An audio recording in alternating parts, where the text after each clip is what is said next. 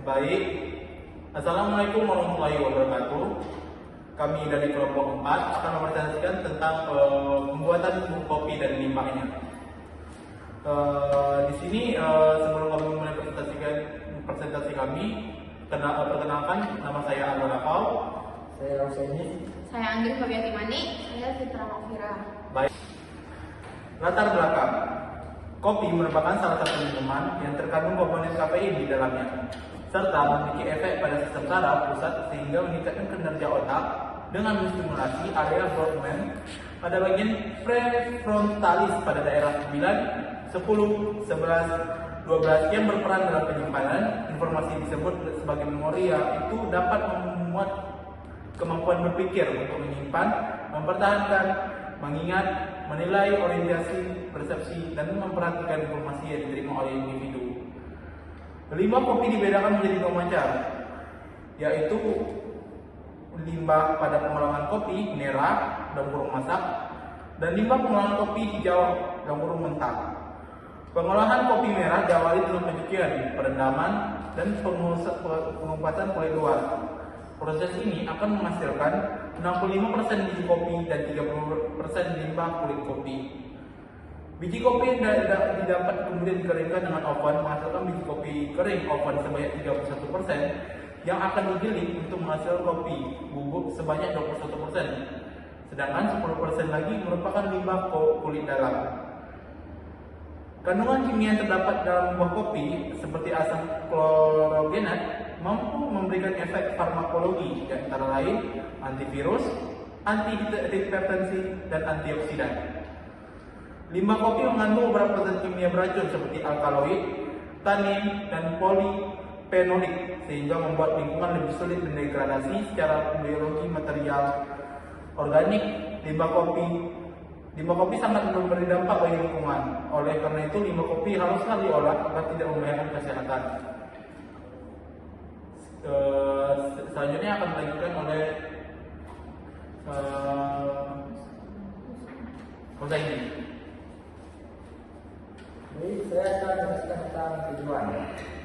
Jadi di sini ada pun tujuan di sana itu mengidentifikasi pembuatan kopi dari input, proses, dan output. Kemudian ada mengidentifikasi kendala-kendala yang dihadapi dalam pembuatan kopi serta strategi yang diterapkan untuk mengatasi kendala tersebut. Adapun manfaat penulisannya itu bagi perusahaan.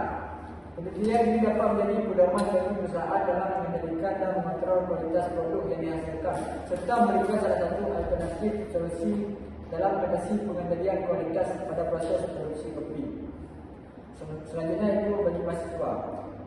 Penelitian ini memungkinkan mahasiswa untuk menerapkan ilmu dan teori-teori statistik serta pengendalian kualitas yang telah diperoleh selama perkuliahan. Selanjutnya yaitu adalah bagi perguruan tinggi. Penelitian ini dapat dijadikan bahan referensi dalam upaya memperkaya khazanah ilmu pengetahuan lembaga pendidikan terkait pengendalian kualitas pada proses produksi kopi. Selanjutnya itu adalah metodologi yang dibahaskan oleh Hanifah.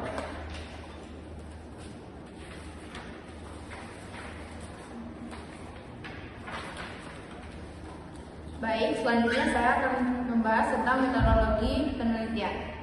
Metodologi pengumpulan data adalah cara yang digunakan penelitian untuk mengumpulkan informasi yang dibutuhkan guna menjawab rumusan masalah, menguji hipotesis, atau mendukung tujuan penelitian. Adapun teknik pengumpulan data yang kami lakukan adalah dengan cara observasi atau pengamatan langsung, wawancara, dan dokumentasi, yaitu objek studi kasus. Objek studi kasus yang kami teliti ini adalah kopi. Untuk bahan utama yang mulai dari tanaman kopi itu sendiri, industri kopi, hingga dampak sosial dan ekonomi yang terkait dengan kopi. Adapun kopi di Aceh Barat yang sering disebut dengan kopi bank kopi di daerah wilayah Jalan Manekro 2 nomor 412 Kota Padang, Labuh, Aceh Barat. Yang selanjutnya adalah teknik analisis data. Metode pengumpulan pada tugas kelompok ini adalah dilakukan beberapa, yaitu diantaranya wawancara adalah sebuah teknik pengumpulan data-data berupa informasi dari seorang narasumber dengan cara mengajukan pertanyaan-pertanyaan. Dengan kata lain, wawancara dengan narasumber untuk mendapatkan suatu informasi. Wawancara ini dilakukan secara langsung dengan para karyawan karyawan saat sedang bertugas di lapangan. Yang kedua yaitu observasi, adalah teknik pengumpulan data yang dilakukan melalui suatu pengamatan dengan disertai pencatatan terhadap keadaan atau perilaku objek sasaran. Dan yang terakhir adalah studi literatur, yaitu mencari referensi teori relevan dengan khusus atau permasalahan yang ditemukan baik dari buku dan jurnal atau artikel yang berkaitan dengan permasalahan yang diamati. Yang selanjutnya adalah dibahas oleh teman saya. Selanjutnya saya akan membahas mengenai langkah-langkahnya. Yang pertama itu, langkah awal dalam proses ini adalah mencuci kopi secara menyeluruh untuk menghilangkan kotoran, sisa lendir dan zat asing lainnya yang menempel setelah proses pengukusan kulit luar. Proses pencucian ini penting agar kopi menjadi lebih bersih sebelum memasuki tahap pengeringan selanjutnya, sehingga kualitas rasa dan aroma kopi dapat terjaga dengan baik. Setelah proses pencucian selesai dan biji kopi benar-benar bersih, langkah berikutnya adalah proses penggongsенgan atau penyanggraian. Biji kopi kemudian dipanggang dalam wajan besar atau alat khusus selama kurang lebih 7 hingga 8 jam dengan api kecil hingga sedang. Proses ini dilakukan secara perlahan dan hati-hati untuk memastikan biji kopi matang secara merata, menghasilkan warna, aroma, dan cita rasa khas kopi yang diinginkan. Penggongsengan ini yang tepat sangat mempengaruhi kualitas akhir kopi yang akan disajikan. Setelah proses penggongsengan selesai dan biji kopi mencapai tingkat kematangan yang diinginkan, biji kopi panas tersebut segera didinginkan. Proses pendinginan ini bertujuan untuk menghentikan proses pemanggangan agar biji kopi tidak terlalu matang atau gosong. Biji kopi biasa disebar di atas tempat atau wadah datar yang dibiarkan terkena udara agar suhunya turun secara perlahan. Pendinginan yang baik membantu menjaga kualitas rasa dan aroma kopi yang telah dibentuk selama proses sangrai. Setelah biji kopi selesai didinginkan dan mencapai suhu ruang, tahap berikutnya adalah penggilingan. Biji kopi yang telah disangrai kemudian dimasukkan ke dalam mesin giling untuk dihaluskan sesuai dengan tingkat kehalusan yang diinginkan.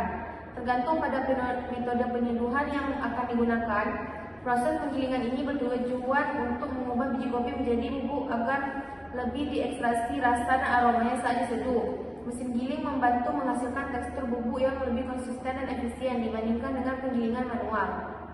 Setelah melalui proses penggilingan, bubuk kopi yang telah dihasilkan kemudian dikemas ke dalam wadah atau kemasan yang bersih dan kedap udara. Pengemasan dilakukan dengan hati-hati untuk menjaga kesegaran, aroma, dan kualitas bubuk kopi agar tidak mudah rusak atau terkontaminasi. Biasanya, bubuk kopi dikemas dalam plastik aluminium foil, kantong kraft, atau wadah khusus lainnya yang dirancang untuk mempertahankan rasa kopi tersebut. Setelah proses pengemasan selesai, produk kopi pun siap untuk didistribusikan dan dipasarkan kepada konsumen. Berikutnya ada limbah yang dihasilkan dari kopi. Yang pertama ada air cucian biji kopi dan asap pembakaran dari kopi. Air sisa biji kopi biasa disebut dengan limbah cair kopi atau CWW, dapat dimanfaatkan untuk berbagai hal mulai dari pengolahan bubuk organik cair (VOC) hingga digunakan dalam industri makanan, farmasi atau kosmetik. Air sisa ini juga bisa menjadi sumber pendapatan tambahan bagi petani. Untuk limbah asap pembakaran,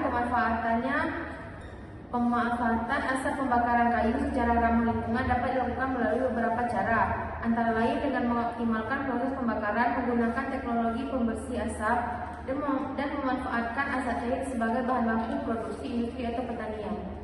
Selanjutnya akan dilanjutkan oleh Arman.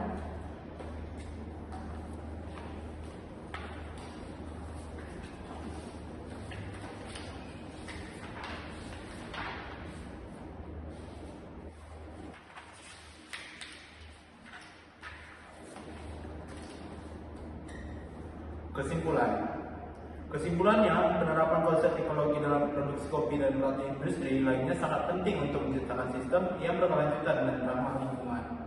Dengan mengoptimalkan penggunaan sumber daya, mengurangi limbah, dan menerapkan teknologi bersih, kita dapat menimbulkan dampak negatif terhadap lingkungan dan masyarakat. Perubahan perilaku individu, dukungan pemerintah, serta kolaborasi antar industri juga merupakan kunci dalam mencapai tujuan ini. Sekian, terima kasih dari presentasi kami. Bila ada kekurangan atau kesalahan kata, kami mohon maaf. Sepatah kata dari kami, wassalamualaikum warahmatullahi wabarakatuh.